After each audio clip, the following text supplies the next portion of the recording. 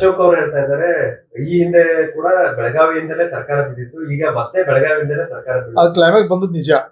ರಾಜ್ಯದ ಹೇಳಿದೇವೆ ಅದ ಬಂದೈತೆ. ಯಾಕೆ ನಿನ್ನೆ ಸ್ಟಾರ್ಟ್ ಆಗಿದೆ.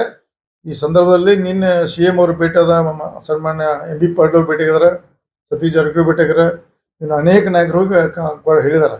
ಹಿಂಗಾದ್ರೆ ಮತ್ತೆ ಬೆಳಗಾವಿ ಸ್ಟಾರ್ಟ್ ಆಗಿದೆ ನೋಡಿ ಹೇಳಿದ್ದಾರೆ. ಅವಾಗ ಸಿದ್ದರಾಮಯ್ಯ ಅವರು ಹೇಳಲಿಲ್ಲ. ಅವಾಗೂ ಸಿದ್ದರಾಮಯ್ಯ ನಮ್ಮ ನಾಯಕರದು ಹೇಳಲ್ಲ, ಸರ್ಕಾರ ಬಿತ್ತು.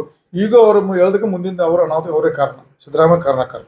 ಈಗ ಕಾಂಗ್ರೆಸ್ ಪಕ್ಷದ ಬೆಳವಣಿಗೆ ಬಗ್ಗೆ ಅಲ್ಲಿರುವಂತಹ ನಿಮ್ಮ ವಿದೇಶಿಗಳು ಅಂದ್ರೆ ನಿಮಗೆ ಬೇಕಾದಂತವ್ರು ಏನ್ ಹೇಳಿದ್ರು ಅಂತ ಇಲ್ಲಪ್ಪ, ನಾ ಅದು ಮಾತ್ರ ನಿನ್ನೆ ಆಗೋಣ ಫಸ್ಟ್ ಟೈಮ್ ನಾನು ಒಬ್ಬ ಶಾಸಕ ಫೋನ್ ಮಾಡಿದೆ. ಯಾಕೆ ಮಾಧ್ಯಮ ಬಂದದ್ದು ಎಷ್ಟು ಕರೆ ಅಂತ ಗೊತ್ತಿರೋದಿಲ್ಲ.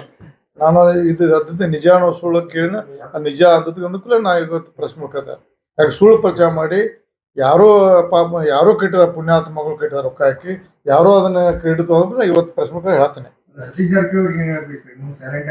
ಸೈಲೆಂಟ್ ಇರಬೇಡ. ನಾವು ಉಗ್ರ ಆದ್ರೆ ಅವ್ರು ಉಳ್ಗಾಲದ ಉಗ್ರ ಆಗೋದಕ್ಕೆ ಅವ್ರು ಮುಗಿಸ್ತಾರೆ. ಈಗ ಸತೀಶ್ ಜಾರಕಿಹೊಳಿ ಅವರು ಕೆಲವು ದಿನಗಳಿಂದ ಉಗ್ರ ಆಗಿದ್ದಾರೆ ಅನ್ನೋದಕ್ಕೆ ಇವತ್ತು ನಿನ್ನೆ ಅವ್ರನ್ನ ಭೇಟಿಯಾಗಿದ್ದಾರೆ. ಅಧ್ಯಕ್ಷರ ಬದಲಾವಣೆ ಬಗ್ಗೆ ಸ್ಪಷ್ಟಪಡಿಸ್ರಿ, ಅವ್ರು ಮುಂದುವರಿಯೋದಿತ್ತಂದ್ರೂ ಸ್ಪಷ್ಟಪಡಿಸಿ, ಇಲ್ಲಾಂದ್ರೆ ಬದಲಾವಣೆ ಮಾಡ್ಬೇಕಾ ಅನ್ನುವಂತ. ನೋಡ್ರಿ, ನಾನು ಬಿಜೆಪಿ ಪಕ್ಷದ ಹೇಳ್ತೀನಿ, ಕಾಂಗ್ರೆಸ್ ಪಕ್ಷ ಸಂಬಂಧ ಇಲ್ಲ.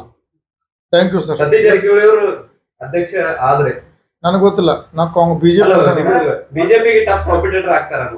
ನಮ್ಮ ಬಿಜೆಪಿಗೆ ಮುಂದಿನ 28 ಆರಾಮ್ ಬಿಜೆಪಿ 140 ಸೀಟ್ ತರ್ತು. ನಾವು ವಿಜಯ್ ನೇತೃತ್ವದ ಸರಿಪಡಿಸ್ರೆ 140 ಬರ್ತಾರೆ. ಹಿಂಗ ನಮ್ಮ ಪಕ್ಷದ ಅವ್ರ ಅಂತರಿಕ್ಷ ಹಿಂಗ ಬಿಟ್ರೆ ಕಷ್ಟ ಅದೇ.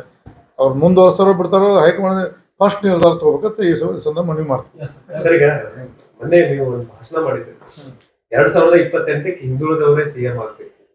ಇಲ್ಲ, ನಾ ಮಾಡಿಲ್ಲ ಭಾಷೆ. ಎಲ್ಲಿ ಮಾಡಿ ಸಮಾವೇಶದಾಗ ಅಂದ್ರೆ ಅಲ್ಲ 74% ಹಿಂದುಳಿದ ಜನ ಮಾಡಿದೆ. ಅದಕ್ಕೆ ನ್ಯಾಯ ಸಿಗ್ಬೇಕಂದ್ರ ನಾ ಅಂದ್ರೆ ಬೇರೆ ರೂಪದಾಗ CM ಆಗಬೇಕಂತ ಹೇಳಿಲ್ಲ. ನಾನು ಈ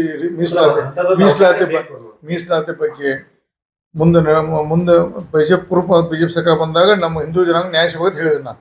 ನಮ್ಮ ಮುಖ್ಯಮಂತ್ರಿ ಹೇಳಿಲ್ಲ. ಮುಖ್ಯಮಂತ್ರಿ ಆದ್ರೆ ಭಾಳ ಸಂತೋಷ. ಆದರೆ ಎಲ್ಲರಿಗೂ 74% ಜನಾಂಗಕ್ಕೆ ನ್ಯಾಯ ಸಿಗಬೇಕು. ಅನ್ಯಾಯ ಆಗಿದೆ, ನ್ಯಾಯ ಅಂತ ಹೇಳಿದ್ರೆ ಆಗ್ತದೆ.